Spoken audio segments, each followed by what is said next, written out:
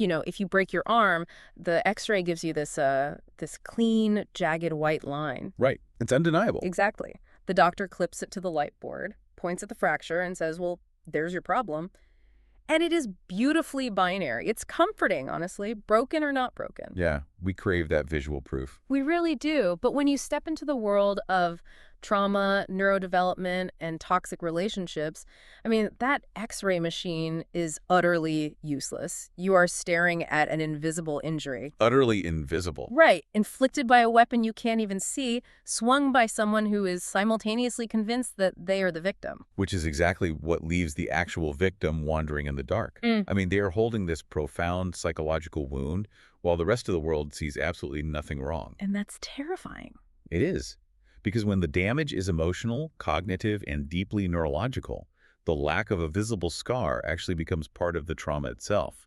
The abuse is completely atmospheric. Atmospheric, that is such a powerful word for it. And that atmospheric abuse is exactly what we are decoding today. Okay, let's unpack this. We are peeling back the layers of a psychological phenomenon that society severely misunderstands. Severely. Right, narcissistic personality disorder. But specifically, its quietest, most insidious form, covert narcissism. Yes. We are leaving behind the cartoonish stereotypes of the, arrogant billionaire or the vain influencer taking selfies. We are looking at the neurobiology of manipulation, the architecture of coercive control, and the explosive reality of the narcissistic collapse. And to even begin this journey, we have to shatter the most pervasive myth about this condition. Please. True narcissism is not about self-love. Wow. I know, that is a massive pop culture distortion. Narcissism is a rigid, desperate defense mechanism. It is built entirely to protect the psyche against a crushing, hidden sense of toxic shame. So they don't actually love themselves. Not at all. The narcissist doesn't love who they are. At their core, they are terrified of who they are. Their entire personality is just a fortress constructed to ensure they never have to encounter that terror. That completely flips the script. Instead of looking at someone who thinks they are God's gift to the world, we are actually looking at someone running from a psychological ghost. Exactly. But if we are going to understand how this covert manipulation operates in a marriage or a friendship or, a workplace, we need to define the clinical architecture.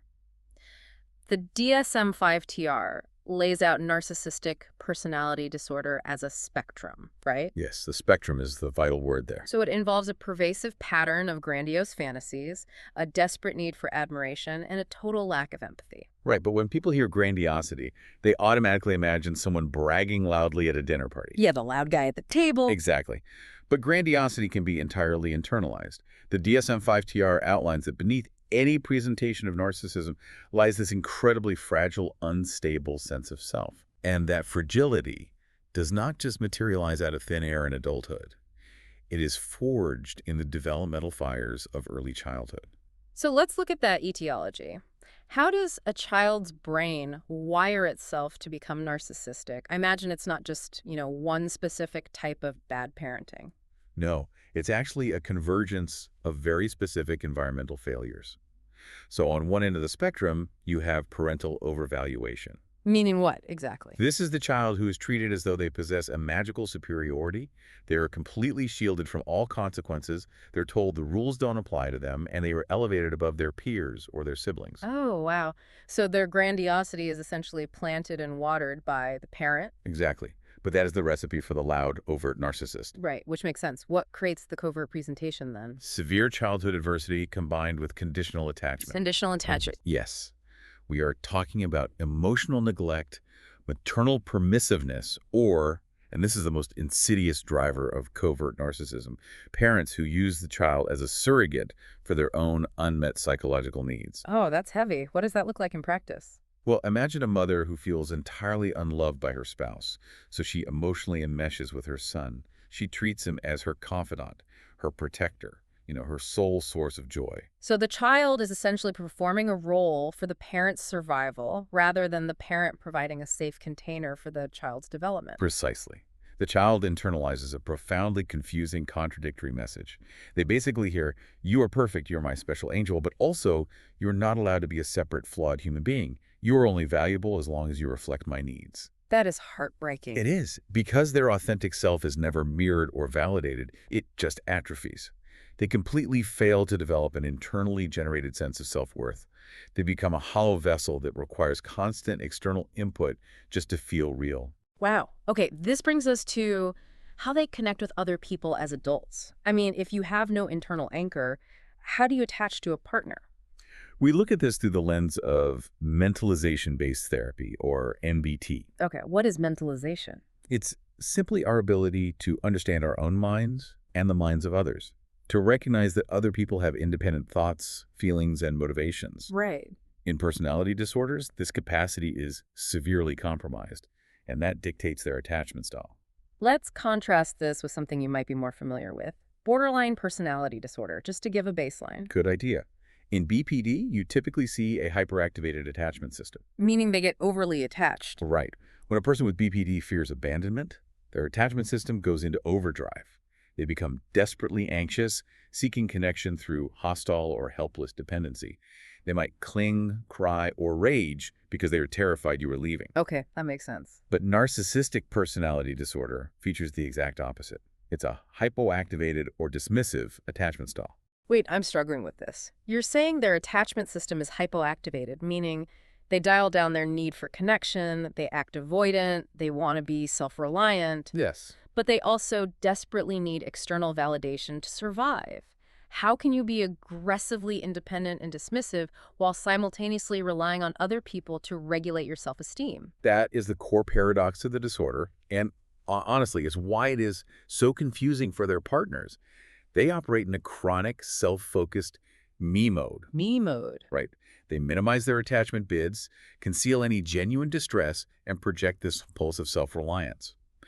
The unconscious mechanism here is avoidance of vulnerability. Because vulnerability is dangerous to them. Exactly. If they admit they need you emotionally, they hand you the power to reject them, and rejection triggers that toxic shame. So they dismiss you as a complex, separate human being and elevate themselves. But they still need the person in the room. They just don't need them for reciprocal emotional connection. They need them for narcissistic supply. Yes. The DSM-5 alternative model explicitly states that a narcissist's relationships are purely self-serving. Entirely self-serving. Entirely.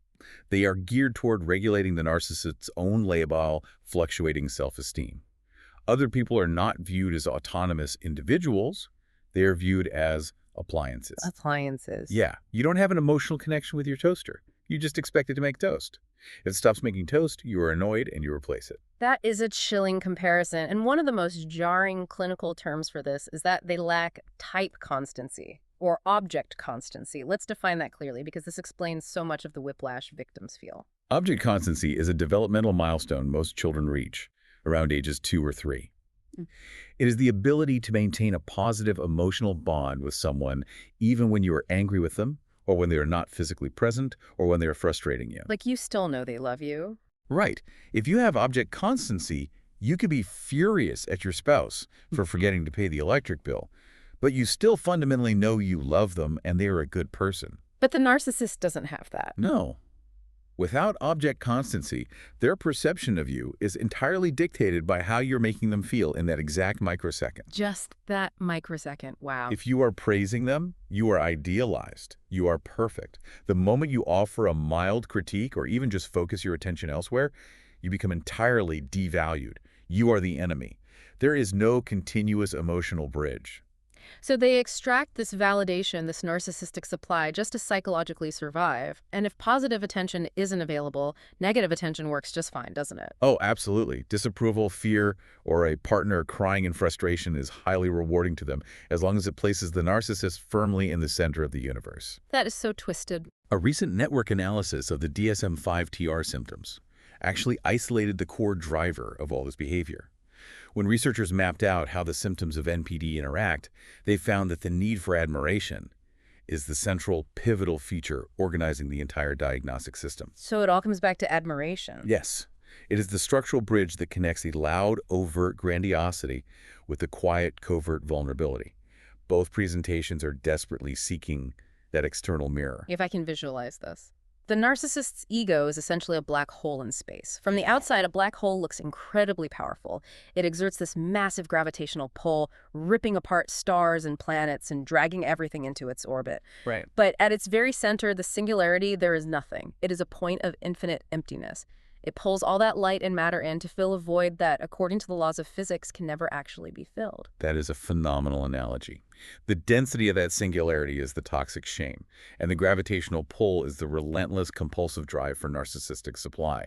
Everything that crosses their event horizon gets consumed. But that brings up a major practical problem for anyone trying to navigate, the dating pool or a workplace. Sure. If both the grandiose, boastful narcissist and the quiet, covert narcissist share this exact same black hole, how do we distinguish between them in real life? Because the grandiose one is easy to spot. They're wearing the flashing neon sign. But the covert one is intentionally camouflaged. The camouflage is what makes covert narcissism so incredibly dangerous. Because that black hole of shame must be fed, the grandiose narcissist demands attention loudly. But the covert narcissist has learned that overt arrogance is often punished by society. People don't like show-offs. Exactly. Yeah. So they developed a far more deceptive survival strategy, which is weaponized vulnerability. Weaponized vulnerability. The phrase itself feels like a total contradiction. I mean, vulnerability is supposed to be the ultimate tool for authentic connection. How do they weaponize it? A covert or vulnerable narcissist will present to you as shy, introverted, anxious, or deeply depressed. They appear incredibly self-effacing. Right. They might talk constantly about how they're an imposter or how they are broken.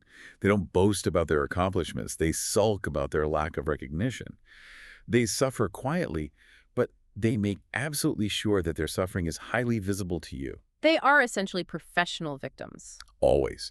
And the unconscious psychological mechanism driving this is a profound dissociation of their self-image. The psyche is split completely in two. How so? Well, there is a positive image, full of inflated pride and grandiose fantasies of unlimited success or brilliance.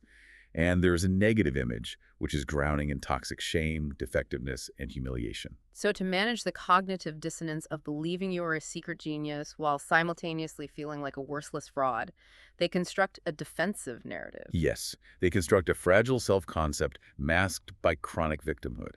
They believe they're exceptional, but they tell themselves, and you, that they are unfairly held back by a cruel, unappreciative world. So it's always someone else's fault. Always. Their boss is threatened by their talent. Their ex-wife didn't understand their complex soul. The universe is conspiring against their success. It's never a lack of effort on their part. It's always an external conspiracy. They feel they deserve the power, the attention, and the forgiveness without ever having to actually do the work or take accountability. And this specific presentation dictates exactly who they target. They do not target weak, gullible people. That is another major misconception. Really? Yeah, covert narcissists seek out an illusion of safety. They are drawn to strong, capable, highly driven, and hyper-empathetic people. So they want someone strong. Very often, they target individuals, frequently women, who have a fixer mentality or a history of parentified child trauma. Let's break that down, because this is the exact moment the trap snaps shut. A capable, highly empathetic woman meets a covert narcissist. She doesn't see a predator. She doesn't see an arrogant show-off. She sees a wounded bird. And because her own nervous system was trained in childhood to find safety by caretaking, maybe she had to manage her parents' emotions or act as the adult when she was 10 years old, her brain locks onto his projected vulnerability. She literally thinks, he just hasn't been loved properly. My radical empathy, my patience can heal his trauma. What's fascinating here is this devastating psychological paradox. The empath truly believes their love will act as medicine. But the narcissist is not absorbing the love to heal. They are metabolizing the empathy as narcissistic supply. Wow. Metabolizing it. Yes, the narcissist attaches to her competence, her financial stability, her emotional regulation, because they need those things to survive. But secretly, they deeply resent her for it. They resent her strength. Absolutely, because every time she demonstrates competence, it acts as a mirror reflecting their own deep inadequacy. They rely on her, but her ability to function in the world triggers their toxic shame. So they have to start tearing her down to level the playing field. I want to clarify a critical distinction here. Everyone can be a little defensive or self-centered when they are stressed. Having a few narcissistic traits doesn't make someone a monster. But we are talking about severe pathology. Correct. At what point does this covert presentation cross the line from a difficult personality into something truly malevolent? When we examine severe rigid pathology, we're often looking at the intersection of what behavioral scientists call the dark triad. This is the blending of narcissism, Machiavellianism, and psychopathy. Machiavellianism being the tendency toward highly calculated manipulation, strategic deceit, and treating people as chess pieces. Exactly. And psychopathy bringing in impulsivity, a blunted emotional response, and a complete chilling lack of remorse. Spot on. When you are dealing with a covert narcissist who has pronounced Machiavellian and psychopathic traits, the vulnerability is not just a defense mechanism. It is a calculated snare. A snare. Yes. If the behavior involves elaborate deceit, exploiting a partner financially or emotionally without a shred of guilt, and taking a sadistic pleasure in causing the partner confusion or pain, the camouflage is hiding a much darker reality.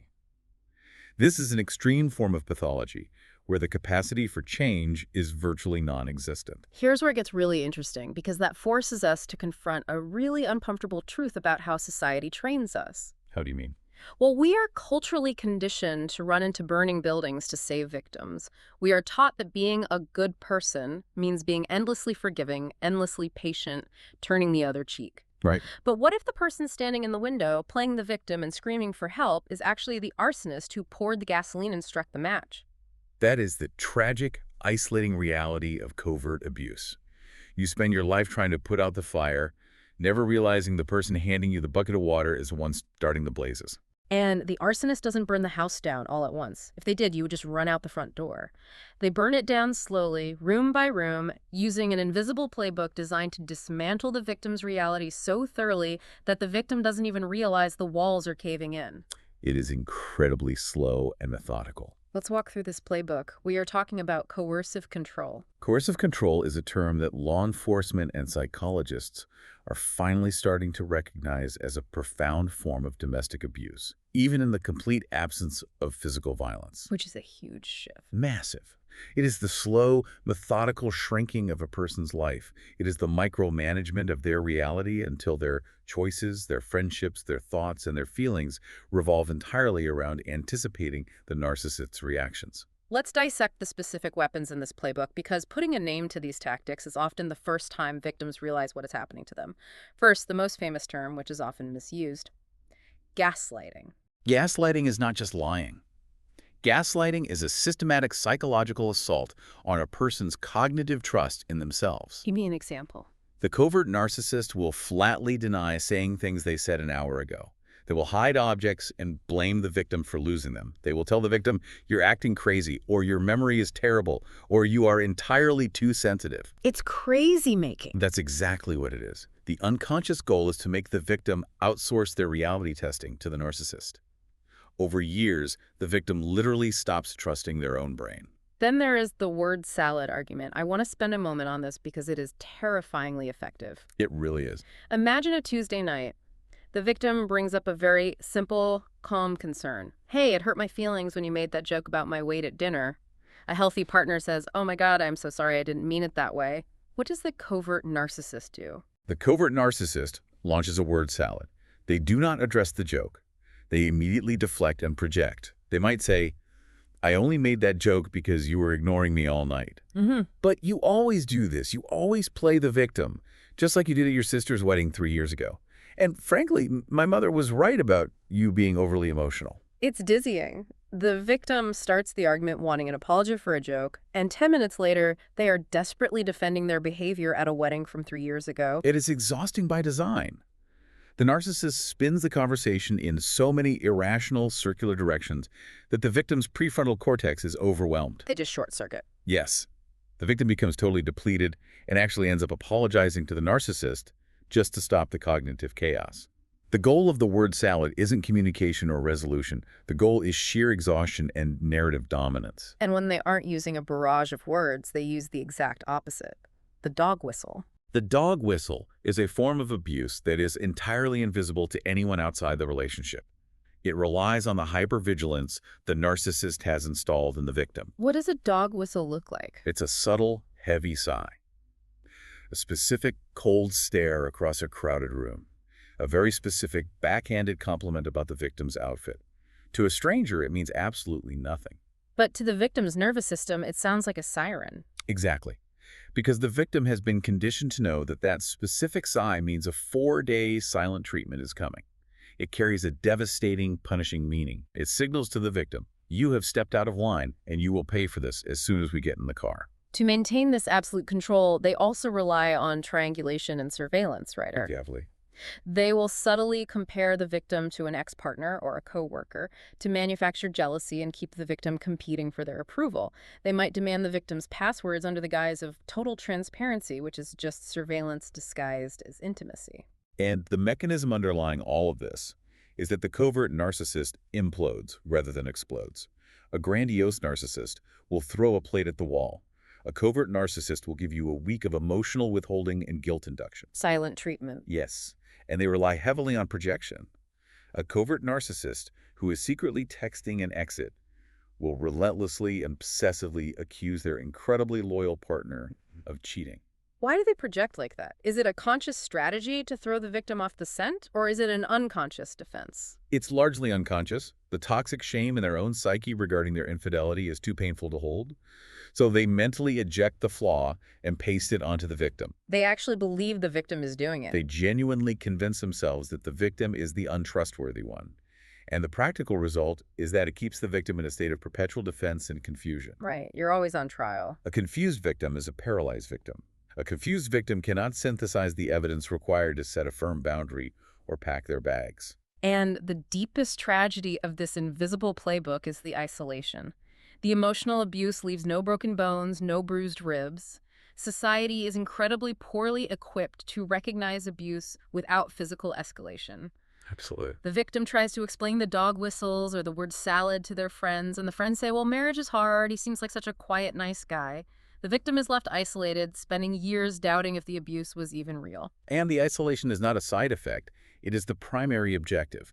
The covert narcissist engineers the social environment so the victim feels completely responsible for the narcissist's suffering, while the narcissist maintains plausible deniability. But this brings up a massive, glaring question. I look at the people who fall into these traps. They're not weak or foolish. They are highly intelligent, highly capable people. Extremely capable. We are talking about brilliant CEOs, seasoned doctors, fiercely independent creatives. If these victims are so analytically smart, why can't their logical, high-functioning brains simply identify the word salad, recognize the manipulation, and just walk out the door?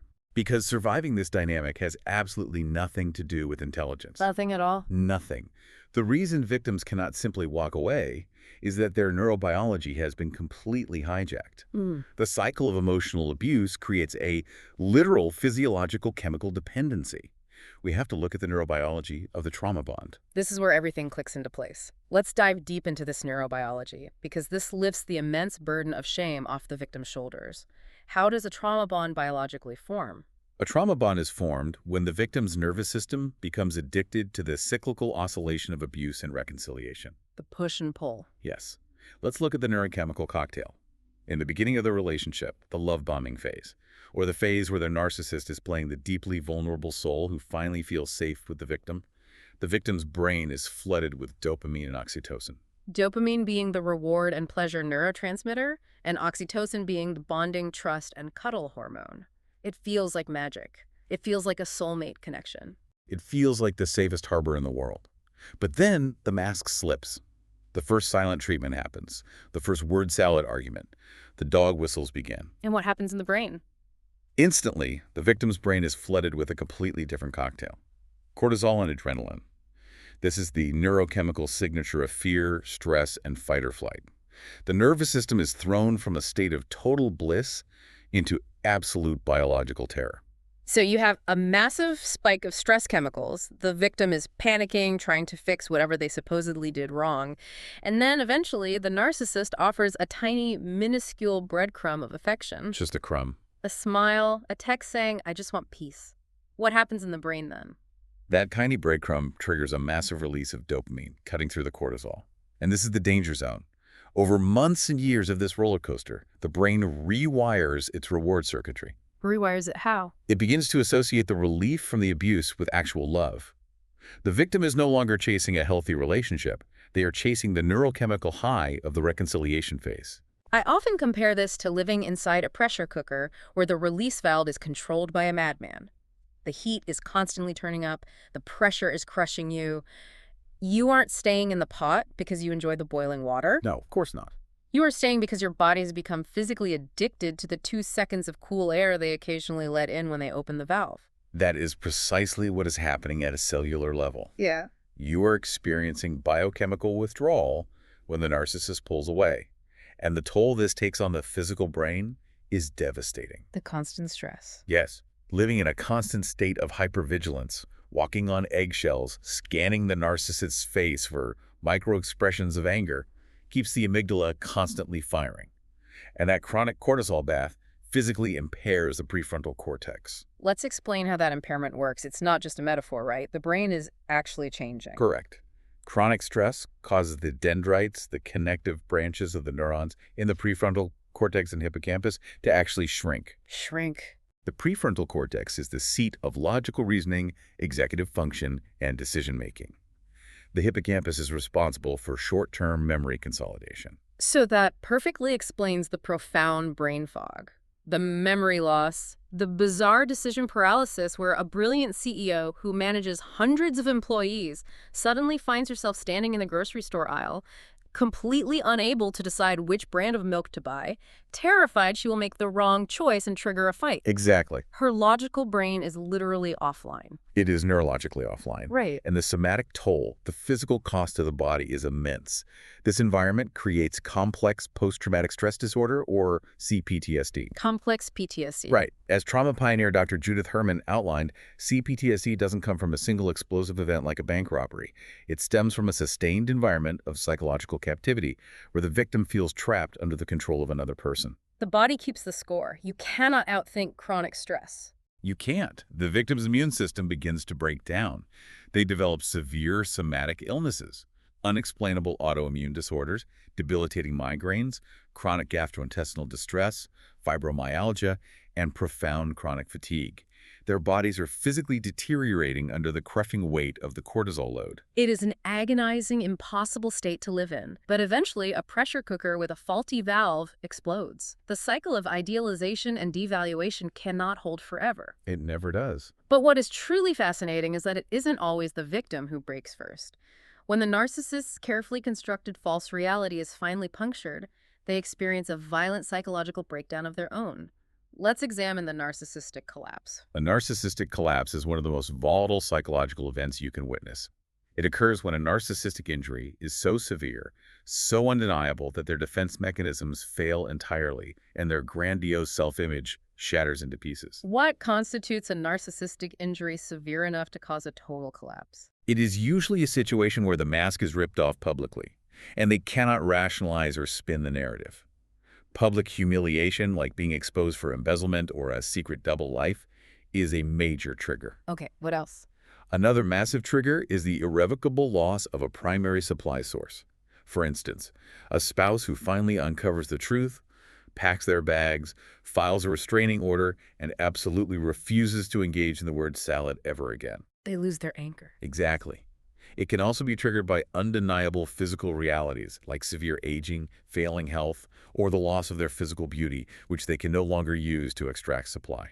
When that mask shatters, what is the unconscious mechanism happening inside their mind? What does it feel like to be them in that moment? Absolute terror. When the grandiosity defense fails, the dam breaks.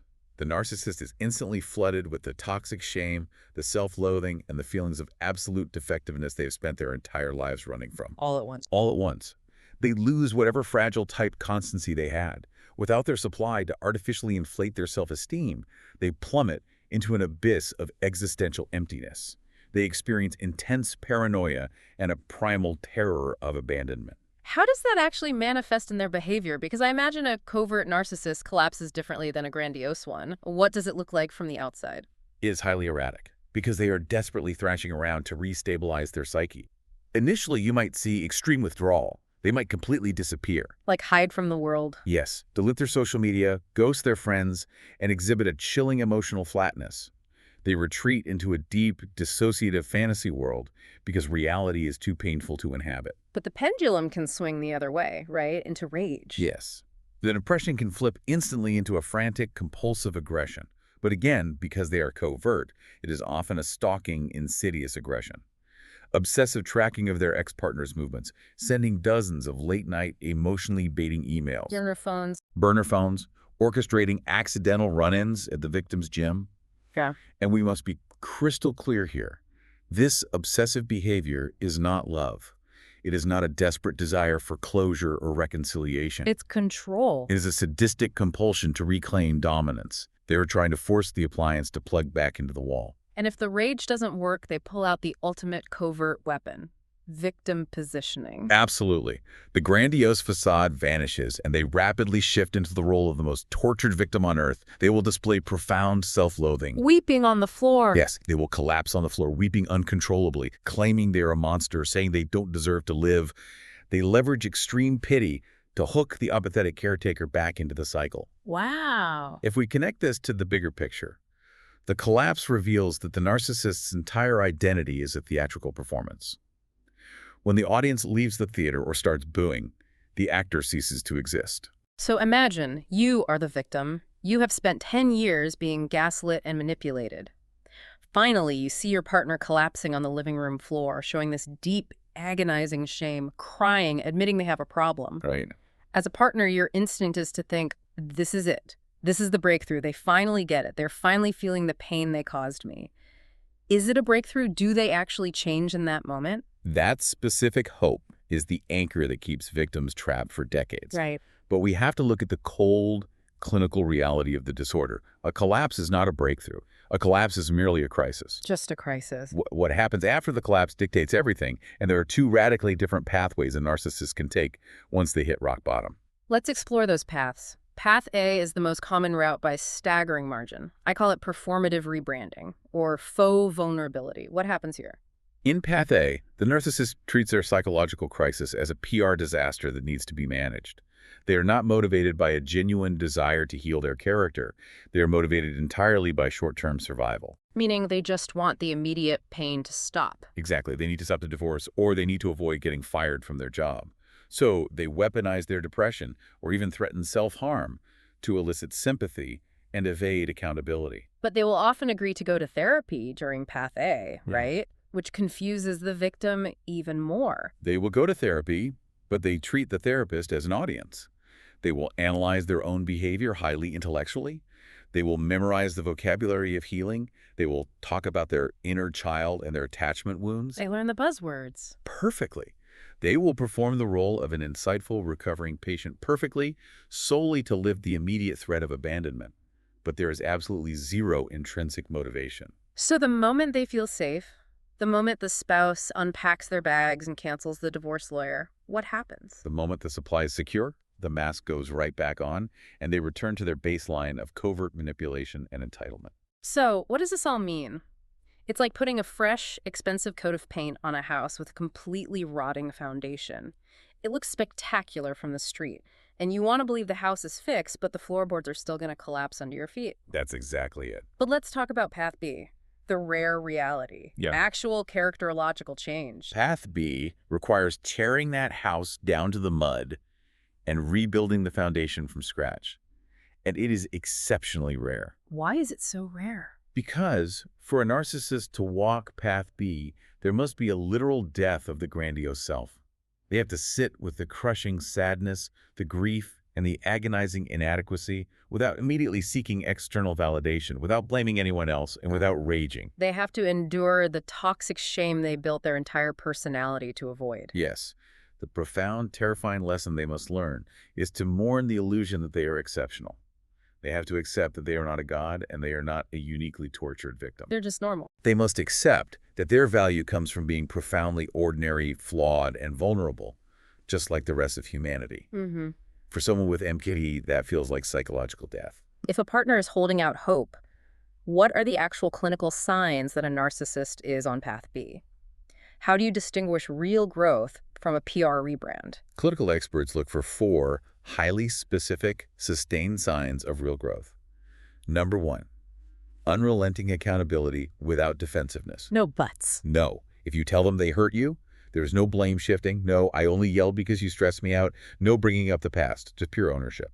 Number 2, capacity for emotional depth. They have to actually feel the shame and sit in the discomfort without using rage or withdrawal to deflect it. Number 3. Steady, continuous self-reflection.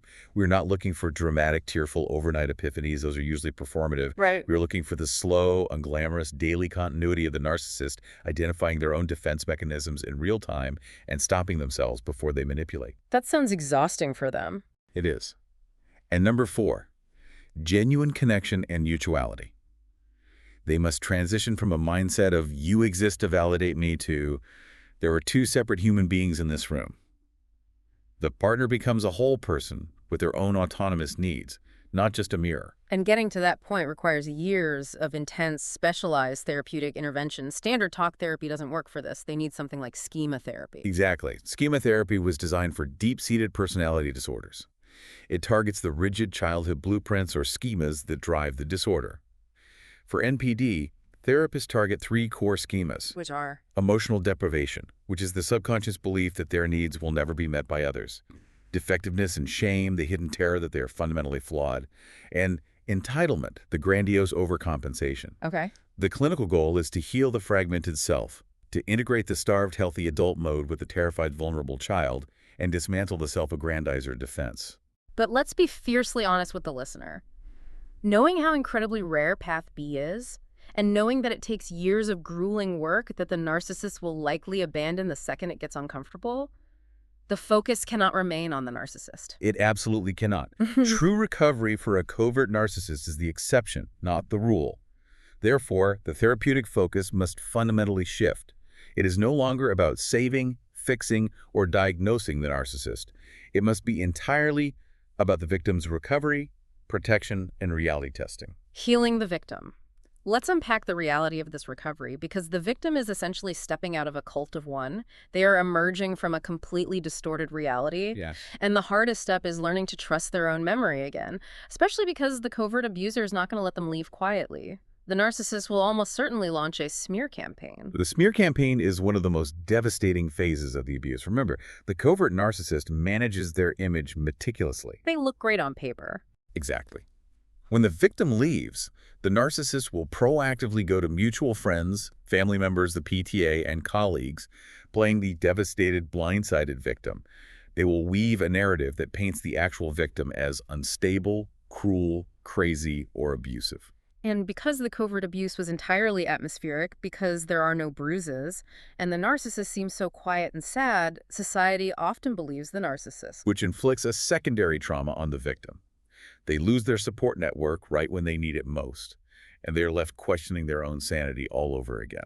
So how does a victim heal from that? How do they break the unconscious psychological mechanism of the trauma bond? Because just reading articles about narcissism clearly isn't enough. Cognitive understanding is the first step, but it is deeply insufficient. You cannot logic your way out of a physiological trauma bond. The trauma, the cortisol, the hypervigilance is all stored in the somatic nervous It's system. in the body. Yes. The victim's body is still trapped in fight or flight long after the relationship ends. To heal, the victim must undergo somatic anchoring to physically discharge that trapped trauma energy. How does a person actually do that? What is the mechanism of somatic anchoring? It involves physical, body-based therapies that bypass the logical brain. When an animal survives a predator attack in the wild, it literally shakes violently for several minutes to discharge the adrenaline, resetting its nervous system. Humans don't do that. No, we rarely do this. We trap the energy. Somatic experiencing therapy helps the victim locate where the fear lives in the body, a tight chest, a clenched jaw, and uses breathwork, movement, and grounding techniques to physically release the freeze response. This perfectly explains why traditional couples counseling is not just ineffective, but actively dangerous in these dynamics. Standard couples counseling operates on the assumption of mutual responsibility and shared reality. Which doesn't exist here. Right. If you put a covert narcissist and a trauma-bonded victim in a standard therapy room, the narcissist will manipulate the therapist. They will weaponize the therapy vocabulary, adopting a calm, reasonable tone while subtly dog-whistling the victim. The victim will appear anxious, frantic, and reactive. And the therapist falls for it. Often, yes. The therapist might misdiagnose the dynamic, validating the narcissist and re-traumatizing the victim. Victims need trauma-specialized therapy. They need modalities like EMDR eye movement, desensitization, and reprocessing. How does EMDR actually work to break the bond? EMDR uses bilateral stimulation, usually following a therapist's fingers back and forth with your eyes or using alternating tapping on the knees. This bilateral movement mimics the REM cycle of sleep. Okay, so you are awake but mimicking REM sleep. Right. When you hold a traumatic memory in your mind during bilateral stimulation, it forces the amygdala, the fear center, to communicate with the hippocampus and the prefrontal cortex. It takes a traumatic memory that feels like it is happening right now and properly files it away as a memory that happened in the past. It literally rewires the emotional charge of the trauma bond. That is incredible. It provides a corrective relational experience. But we have to address the reality that not everyone can just enact absolute no contact. That's true. What if you share children? What if you have a shared business that takes years to untangle? If you have to navigate co-parenting with a covert narcissist, how do you survive without losing your mind? If contact is unavoidable, you have to fundamentally change the rules of engagement. Wendy Behary, an international expert in schema therapy for narcissism, outlines a strategy called empathic confrontation.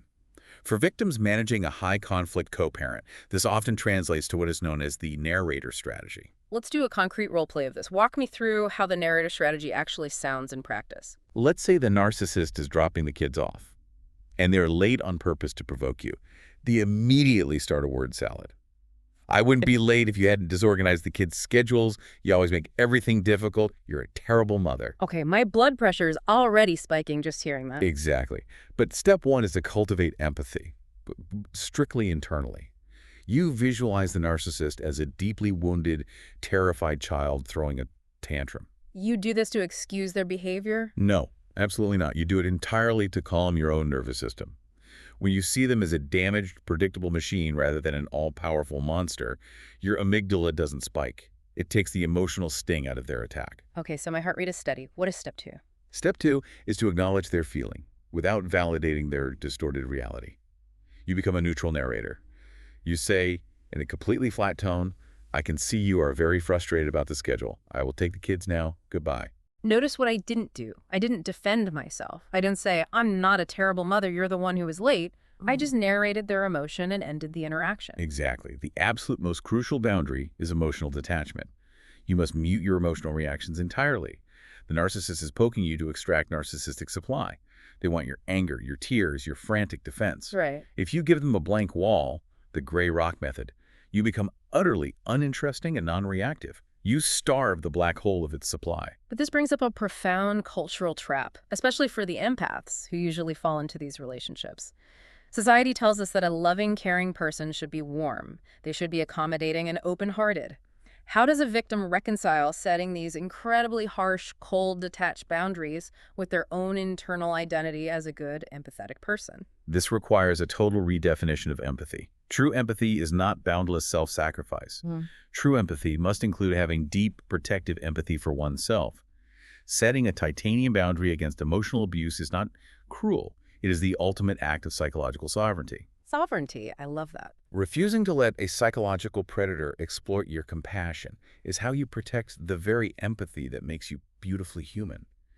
You are safeguarding your light from someone who only wants to extinguish it. Let's take a deep breath and look at the sheer scope of the journey we've just been on.